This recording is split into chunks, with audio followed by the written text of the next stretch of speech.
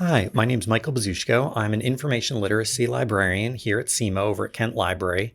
And today I'm just going to talk about using AI, if you're using it in your classes, if your instructors allow it, and how do you request information? How do you make sure that you're getting the information you want to get from the AI? So remember to always check your syllabus and check with your instructor. Your instructor should have put something in the syllabus probably about when you can use AI or if you can use AI in that class, but always check with your instructor to make sure that the way you're thinking of using it is approved. And when I talk about using AI, I'm talking about these things like ChatGPT, Google Gemini, and Claude. So how do you request information from these things? And how do you know if it understood what you asked and it's actually giving you the information you wanted?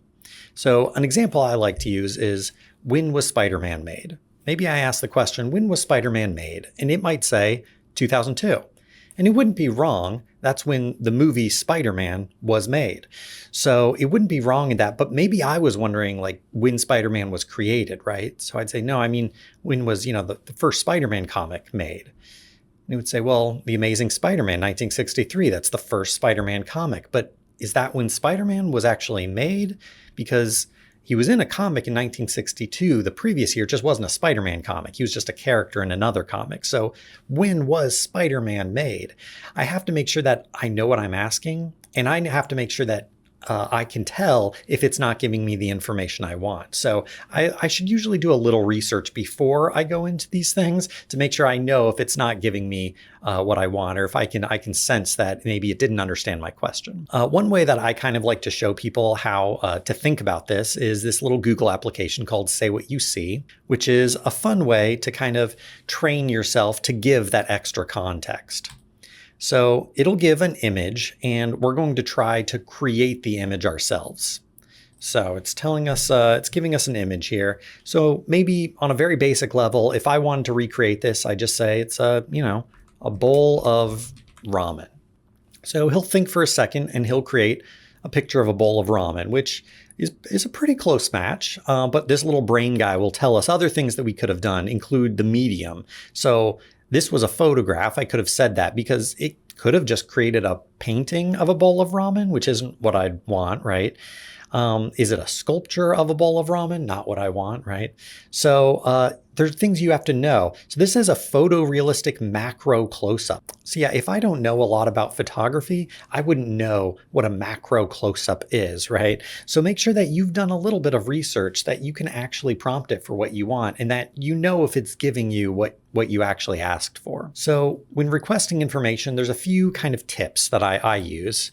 One is provide context. So instead of how do I take better notes? Well, there's a lot of ways to take notes, and it might be different for different people in different situations. So you might say, I'm a first-year biology student. So maybe it has tips and tricks on specifically biology-related information. Maybe you could say, in high school, this is what I've done, but my college professor lectures fast and doesn't use slides. It's going to know that and maybe change how it recommends you to take those notes. It's not going to recommend that you keep a close eye on the slides because your professor doesn't use slides.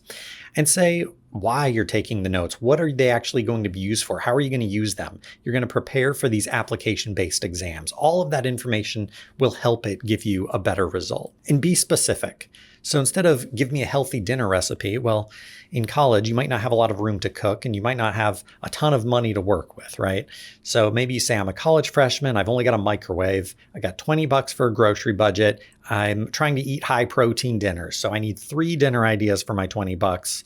I like spicy food. I hate mushrooms. Make sure you get specific so that it knows the situation it's working with. Also ask questions. Instead of give me a workout playlist, maybe you know the kind of music you like, right? Maybe you like hardstyle music. So you might say, I want a hardstyle playlist, but what if it isn't really sure? Maybe you disagree on exactly what kind of hardstyle music you're looking for. So maybe you might say, can you explain hardstyle music to me first, just to make sure we're on the same page before you start recommending things. Remember to do your research first, provide context, be specific, and ask questions when you're engaging with these programs.